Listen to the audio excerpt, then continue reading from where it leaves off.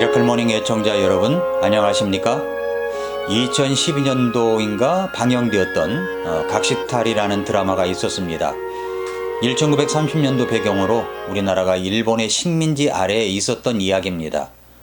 원작은 허영만의 만화 각시탈을 기초로 해서 만든 드라마입니다. 주인공 이강토는 1930년대에 일본 순사로 일합니다. 형 이강산은 각시탈을 쓰고 아버지의 원수들을 차례로 죽이다가 그만 각시탈을 쓴 형을 알아보지 못하고 일본 순사였던 동생 이강토가 쏜 총을 맞고 그만 죽고 맙니다. 이강토는 그렇게 형이 죽자 자신이 각시탈을 쓰고 일본 경찰 순사로 일하면서 동시에 각시탈을 쓰면서 아버지와 형의 원수를 갚게 됩니다. 나중에는 조선의 독립운동을 하기 위해서 각시탈을 계속 쓰게 됩니다. 조선의 백성들이 일본의 순사에게 부당한 일을 당하게 될 때면 어김없이 각시탈이 나타나 일본 순찰들을 제압하는데 그것이 너무 통쾌했습니다. 그는 일본 순사였지만 각시탈이었습니다. 일본의 식민지 아래에서 일본의 순사 노릇을 하고 있지만 그는 독립운동을 하는 각시탈이었습니다. 이 각시탈을 보면서 많은 사람들이 나라의 애국이 무엇인가를 진정으로 깨달았다고 합니다. 등장인물 중에서 목단이라는 여자 인물이 나옵니다. 그녀의 아버지는 독립군 대장 담사리로 아버지에 대한 자부심이 대단한 여인입니다. 목단은 경성 최고의 서커스단 프리마돈나로 활동하다가 일본 경찰의 순사인 이강토를 만나는데 처음에 이강토가 첫사랑의 도련님인 줄 모르고 일본 앞잡이 경찰로만 생각하고 미워하는데 결국 이강토가 각시탈이라는 것도 알게 되고 첫사랑 도련님이라는 것도 알게 됩니다. 이런 줄거리입니다. 그 각시탈에 나오는 명대사가 있습니다. 전쟁은 선한 것이라는 우에노의 궤변에 각시탈이 말합니다. 네놈들의 침략은 훌륭한 역사가 아니라 씻을 수 없는 범죄다 라고 하는 명대사가 있습니다. 우리나라가 일제 식민지 생활을 할 때 저는 이렇게 각시탈처럼 어쩔 수 없이 일본의 공무원이나 경찰로 일은 했지만 뒤로는 나라를 구하려고 했던 인물들이 꼭 있었다고 생각합니다. 각시탈처럼 말입니다. 무조건 일본의 앞잡이라고 싸잡아 공격하려고 하는 이 각시탈에 나오는 목단처럼 사실 알고 보면 숨겨진 애국자들이 정말 많이 있었을 것입니다. 일본에서 유학했다고 다 일본 앞잡이는 아닐 것입니다. 오늘 본문에 페르시아가 이스라엘을 지배하던 시대에도 이런 각시탈과 같은 사람들이 있었습니다. 물론 그 드라마와 이 성경 이야기는 비교할 수는 없는 거지만 경우는 다를 수 있습니다만 유대인으로서 페르시아의 공직자가 된 느헤미야라는 사람이 있는데 페르시아 시대에 정말 출세하기 어렵고 힘들었을 텐데도 127도를 다스리는 세계를 제패한 페르시아 국왕을 가장 가까운 측근에서 보좌하고 특별히 음식이나 술을 왕이 먹기 전에 시험 테스트, 위험한 것들을 미리 막는 사람으로 아주 훌륭했던 인물이 바로 그렇게 사용했던 인물이 느헤미야입니다. 그렇게 이스라엘의 바벨론 포로 시대의 사람들은 그들의 지도자 느헤미야가 어떻게 나라를 살리려 했는지를 말씀을 통해서 볼 수가 있습니다. 느헤미야 1장 1절부터 3절에 보면은 하갈의 아들 느헤미야의 말들이라 제20년 기슬르월에 내가 수상궁에 있었을 때 내 형제들 중에 하나인 하나냐가 유다에서 온 몇 사람이 함께 왔기에 내가 도피한 유대인들 곧 포로로 사로잡힘을 면하고 남아있는 자들과 예루살렘에 관하여 그들에게 물은즉 그들이 내게 이르되 포로로 사로잡힘을 면하고 거기에 남아있는 남은 자들이 그 지방에서 큰 고통과 치욕을 당하며 또한 예루살렘 성벽은 무너지고 성벽의 문들은 불탔나이다 하니라 라고 했습니다. 그는 페르시아 왕의 측근에서 왕의 잔을 미리 점검하고 안전을 점검하는 비서들 중에 믿을 수 있는 비서였습니다.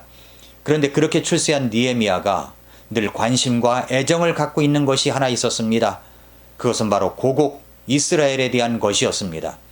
들려오는 소식은 정말 충격적인 소식이었습니다. 고국 예루살렘에서 포로로 잡혀오지 않고 뿔뿔이 흩어져 있던 이 사랑하는 백성들은 그 지방에서 큰 고통과 치욕을 당하고, 그뿐만 아니라 예루살렘 성벽은 무너지고 성벽의 문들은 불에 타버린 모습으로 그대로 있다는 것이었습니다. 고국 이스라엘의 예루살렘의 소식을 듣고 느헤미야는 불타버리고 무너져 내린 예루살렘 성벽을 재건하여 무너진 이스라엘 민족 백성들의 마음을 다시 일으키기 위한 프로젝트를 시작합니다. 불타버리고 무너진 것은 사실 이스라엘 예루살렘 성벽뿐만은 아니었습니다. 사실 우리들의 마음도 무너져 있지 않습니까? 내가 속한 공동체는 어떻습니까? 이 나라는 어떻습니까? 무너진 모습들을 볼 수 있는 영적인 안목이 정말로 필요합니다. 우리는 어떻게 이런 것들을 다시 세울 수가 있을까요? 오늘 말씀을 통해서 보겠습니다. 첫 번째로 먼저 기도하는 것입니다. 느헤미야는 근 3개월 동안 눈물을 흘리며 기도를 합니다. 먼저 이스라엘 백성들의 죄를 용서해달라고 간구합니다. 하나님의 약속을 붙들고 기도합니다. 자신들을 지배하고 있는 페르시아 왕의 마음을 움직여 주셔서 고국에 들어가 무너진 예루살렘 성벽을 재건할 수 있도록 기도합니다. 그렇습니다. 무너진 우리들의 마음을 다시 세우기 위하여 먼저 진실한 마음으로 엎드려 기도해야 합니다. 그는 어떻게, 어떤 때 도움을 요청했습니까? 당면한 문제가 자신의 능력을 벗어날 때 도움을 요청해야 됩니다. 느헤미야는 페르시아 수산에 거리가 너무나 멀리 떨어져 있었습니다. 성벽 재건을 위한 공사 자재가 없었습니다. 예루살렘 사람들은 재건축 사업을 스스로 시작할 의지가 전혀 없었습니다. 주변 적국들이 성벽 재건을 완전히 완강하게 반대했습니다. 이럴 때 낙담할 것이 아니라 도움을 청해야 됩니다. 누구에게 청해야 될까요? 하나님께 말입니다. 하나님께 엎드려 기도해야 됩니다. 두 번째, 남의 문제가 아니라 나 자신의 문제로 와 닿을 때 도움을 청해야 합니다. 고국 이스라엘의 문제는 단지 들려오는 외신 뉴스가 아니라 사랑하는 조국의 문제였습니다. 맥 도플이라는 사람이 이런 이야기를 했습니다. 지도자가 가장 먼저 해야 할 일은 현실을 파악하는 것이다. 예루살렘의 상황은 최악이었습니다. 그럴 때 우리는 도움을 요청해야 되는 것입니다. 세 번째, 먼저 문제를 하나님 앞에 내놓은 후 도움을 청해야 됩니다. 당면한 문제를 해결하려고 할 때 그 문제가 너무나 크면 엄두가 나지 않지요. 그러나 하나님 앞에 먼저 펼쳐놓고 기도부터 시작을 합니다. 그러면 하나님께서 지혜를 주십니다. 기도하면서 생각날 때마다 메모를 또한 해야 합니다. 네 번째, 느헤미야는 기도하면서 전략을 세워갔습니다. 기도하면 그 다음에 아무것도 하지 않는 것이 아닙니다. 전략을 세워 나가야 됩니다. 하나님께서 주시는 지혜를 가지고 하나하나 전략을 세워 가야 합니다. 느헤미야 2장에서 페르시아 왕인 아닥사스다가 두 가지 질문을 하죠. 네가 무엇을 원하느냐? 네 여행이 얼마나 걸리겠느냐? 네가 어느 때에 돌아오려느냐? 기도할 때 이 모든 것을 메모하고 전략을 세워놓지 않았다면 이 질문에 대답을 할 수가 없었을 것입니다. 그는 막힘없이 술술 이야기를 합니다. 우리는 바로 기도하면서 전략을 세워 나가야 됩니다. 메모를 해 나가야 됩니다. 먼저 하나님 앞에 엎드려 기도하십시오. 두 번째로는 혼자 하지 않고 함께 해야 됩니다. 느헤미야 혼자 모든 것을 다 할 수는 없었습니다. 결과적으로 고국 예루살렘에 가서 52일 만에 성벽 재건을 이룰 수 있었던 것은 기적이었습니다. 한 손에 창을, 한 손엔 공사 연장을 들고 일했습니다. 그와 같은 결과는 함께 일했기 때문입니다. 도움을 요청했습니다. 그렇다면 이제 팀을 이루어야 됩니다.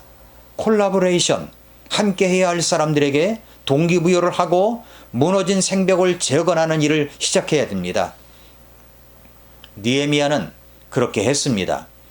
그래서 느헤미야 3장에 보면 무너진 성벽을 재건하고 성문을 다시 세워 나갈 때 이를 분담해서 공사를 시작하는데 3장에서 가장 많이 나오는 단어가 그 다음은 이라는 말입니다. 그 다음은 누가 그 일을 어떻게 하며, 그 다음은 누가 그 일을 이렇게 하며, 그 다음은 이렇게 함께하는 공동체의 콜라보레이션의 모습이 나오는 것입니다. 기도는 홀로 있는 시간이어야 합니다. 그러나 일은 함께하는 것이 있어야 됩니다. 사랑하는 애청자 여러분, 영적인 거인인 느헤미야의 어깨 위에 올라타십시오. 거대한 성벽 재건이 아니라 우리들의 무너진 마음이나 무너진 가정이나 무너진 교회의 모습이나 무너진 우리 주변의 어떤 사람들의 모습이 보이지 않으십니까? 우리의 영적인 눈을 열어달라고 기도하십시오. 그리고 느헤미야처럼 기도로 요청하며 그리고 함께 할 수 있는 사람들을 모아야 됩니다. 여러분이 그 일을 시작해야 하고 그 일에 하나님께서 여러분을 부르십니다. 함께 세워나가는 일에 여러분의 도움이 필요합니다. 교회를 건강하게 세워나가며 주변에 무너진 사람들의 마음을 세워나가는 일에 저와 여러분이 쓰임받을 수 있기를 진심으로 축복합니다. 오늘도 미라클 모닝입니다.